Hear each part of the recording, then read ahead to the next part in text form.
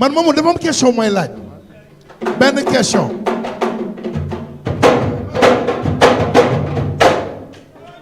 Mamadou. ñëwal. Tapha Tine dafa jóge ci. samay rakk lañ booy ñëwal. Tapha Tine dafa jóge ci combat bu mu gënoon a fonk ci carrière am. 200% Bawol bi ñu gis seen ñu am taxawaay bu extraordinaire moo ci digganteem ak Balla Gaye numéro 2. waaw. yàlla def mu ñëw ñàkk ko. tey mën nañu wax ni que est-ce que Tapha joué wul dernière carte am sur le cercle des VIP ci digganteem ak Franky. parce que Tapha li topp ci ginnaawam ak mbooloo mi ñu doon financièrement ak ni ñu la bëggee ak fi ñu la teg ngay leader say rakk di yéeg est-ce que teg la ñaari defet de compliquer un peu la tâche. waaw loolu moom ñaanuma ko yàlla yow bu la neexee nga ñaanal ma ko ak ku ma faral astafurlah mais man ñi ma faral ñu ngi may ñaanal ndam ñu may jàpp comprendre nga non question non waxuma ak yow ñooy wax teew kii yow ma waxuma ak yow I don't know ok waaw go come on bàyyi rek bàyyi. allez Tapha ñu ngi lay déglu bul def loolu. xam nga buur man aw ma lu dul Bawol ak Medina gi diggante boobu laa xam nga te man li ma jàpp ñu ngi sama ginnaaw ba léegi voilà loolu nag maa ngi koy remercier Bada Diouf mi toog def na tout pour lépp rafet alhamdulilahi rabil alamin bu loolu weesoo nag maa ngi sant waa Refane yëpp di sant Bawol yi. Tapha combat bi défi la ci yow wala du défi. di leen sa lancer diggante ak Franky. di leen lancer beneen message di leen wax ne face comment dirais open press bi Refane lay amee incha allahu rabi. dinañ ci gën a liggéey mais Tapha mais combat bi défi la Tapha Tine. non li la buur posé Tapha dafa yombal combat bi ah. non li ko buur posé mooy combat bi Tapha Tine waru koo ñàkk. waru ko ñàkk effectivement loolu la wax. kenn ñaanalul kenn defe naa yéen ñaar ñëpp. daa nekk benn athlète boo xam ne mu ngi ñëw. en tout cas li ñu war a liggéey ñu ngi koy liggéey discret na kenn xamatuñu dara. fii ñëpp lu ñu war a liggéey ñu ngi koy liggéey. yaa ngi may dégg Tapha Tine bu waaw la lay wóose question bu ngay posé nga wax li ngay wax yàlla nañu yegg ci combat bi ak jàmm ak salaam koy incha ñaan allah yàlla ñu àgg fa ak jàmm doo puus doo paas wala déggoo ma doo wax ci lu ñu lay wax ngay def yi ay dernière question. négocier bi ngay baax Franc yaa ngi may lekk xaalis Franc gaañ na ma de. dañ laa fay xaalis bu weex tàll sama loxo bi summeeku na joxe da ngay joxe rendez-vous ma joxe rendez-vous rendez-vous bi ma lay jox mooy ñëw daan jeex la na. rek la ngay daan man maa ma daan c'est ça c'est ça yow bu ñu taxee sama bët sax mënoo ma daan amul leneen yow bu ñu taxee sama bët mënoo ma daan mbokk yi seetaan la 2STV. wuy ma bu ñu taxee sama bët mënoo ma daan yow bu ñu taxee sama bët mënoo ma daan fa nga dëkk ku gën dellu te yow yaay dellu incha allah yaa waaye ko fi ngeen dëkk yow xanaa loolu rek yow xam ngeen moom kan la daan parcelle damaa bëgg mu wax ma kan la daan parcelle waaw loolu jar naa leen faral. wax ma koo daan parcelle waaw loolu jar naa leeral. loolu jar naa leen. daan parcelle man xaw ma ñu mu daan mais ndax nekkul lu ko roi des arènes di teggi moo tax. ah nee na Modou Lo da koy teggi. ah. man ba ma ñëwee le roi des arènes noppalu xam nga ne kii mënul jaar ci roi des man arènes kooku mosuma du ma communiquer ci moom quoi. waaw yow bu la neexee mën nga wax ci moom. jaajëf ci le roi des arènes noppalu yow mënoo jaar ci roi des arènes mbokk yi moom la daan bay dem ci roi des arènes mbokk yi. waaw yow rek mais Modou Mbaye Fadamtu jeex na. benn cadre rek laay wax ci ñoom ñaar. waaw. mooy lamb. gars yi ngeen may ñu tuuti rek. Fadam lamb. Fadam waaw Fadam dafa am ñoo xam ne ñii dañuy sonn xam nga di jàpp ci affaire yi. waaw ñu mel ni Oninga. waaw xam nga Moussa Dioum 2 ay ñoom Abdou Naar Aline Diom.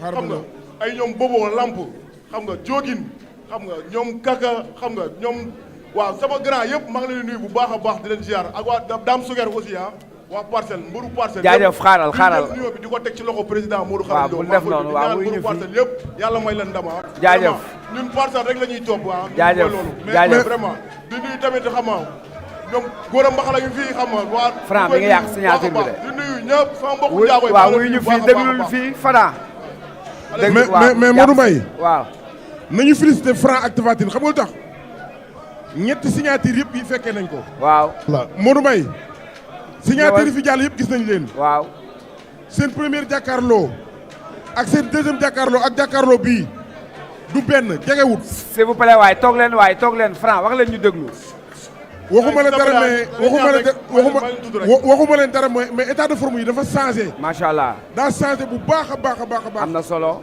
te Franc mii ma gis ute na ak Franc bi ñu daan gis. waaw Tapha Tine mii ma gis gëj naa koo gis bi muy bëre ak Elton. macha allah. Franc bi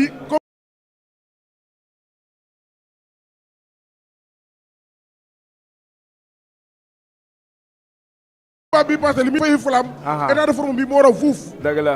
kon tey jii ñoom dañu leen di félicité ci niveau état de forme yi ñu indil xam naa ne fekk combat bi di gën a jege dernier signature bi ci la ñuy gis lu ñu gën a jaaxalati. incha allah Mansour.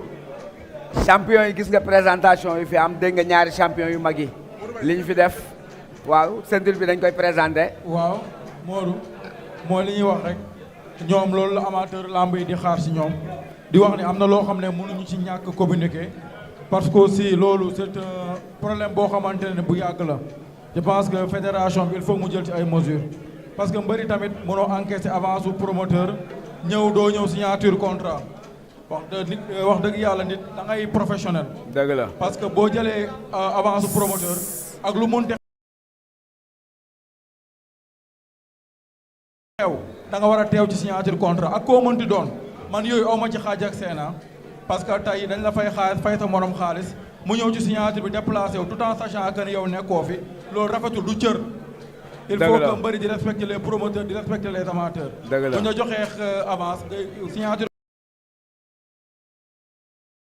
contrat am nga déplacé wu ñëw ñun nag ak ku mu mënti doon mesure ñu ci war a jël jàmbaar dina ko jël ba mu mot sëkk. incha allah di wax ni aussi ñi ngi nuyu suñu sister Yaama. mi ngi nii Mariama dañ ko gisul woon. doomu ñaari tali Assane Ndiaye Baol la sœur de Pape Thiaw. Assane Ndiaye Baol production moom suñu waay la bu yàgg ñu ngi koy. Assane bu Ndiaye baax a baax. waaw ñu ngi nuyu vraiment waa diaspora bi.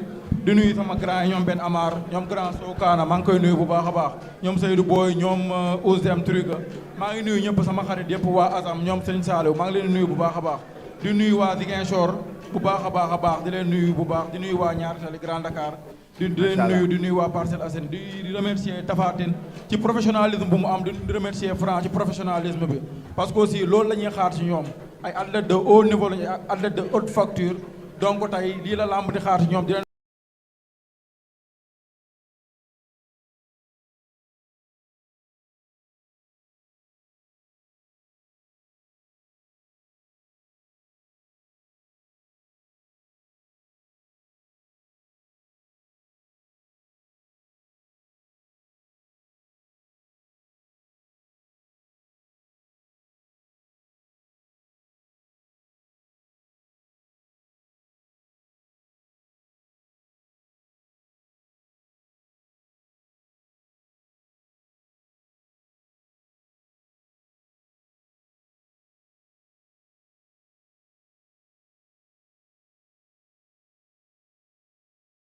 bonne continuation di remercier ñëpp bu baax a baax xam nga di woo waa Fayako xam nga waa Nangaan waa Diouroup waa Djilas ñu ngi leen di woo bu baax waa Martam ñu ngi leen di woo waa Jirnda ñu ngi leen di woo di nuyu suma grand Edouard Dible Jox di nuyu Liwi Thior Lay Ñombar René Gongle xam nga ñëpp ñu ne ci staff bi rek maa leen nuyu bu baax grand Dadi Camara maa ngi koy nuyu bu baax a baax di nuyu waa Njong bu baax aussi tamit di nuyu ñi ma àndal ñii ñëpp ak sama waa koñ xam nga di leen jégaluwaat bu baax a baax gars yi ci dérangement bi di ñaan yàlla na ñëpp am jàmm xam nga képp ku ñibbi nag yàlla na nga ñibbi ci jàmm rek yàlla na yàlla defal ñëpp jàmm toog leen incha allah